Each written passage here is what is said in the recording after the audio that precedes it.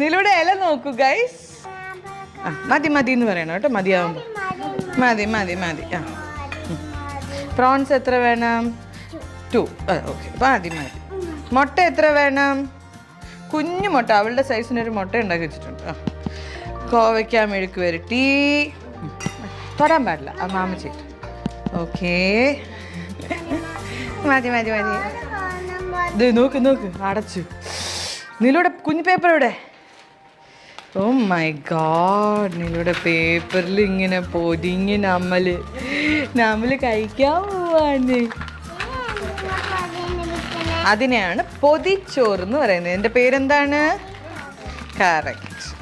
Okay, ഇതിൽ നിലൂന്ന് എഴുതാൻ പോവാട്ടോ മമ്മ. N എങ്ങനെ സ്പെല്ലിങ്? NILA. നില.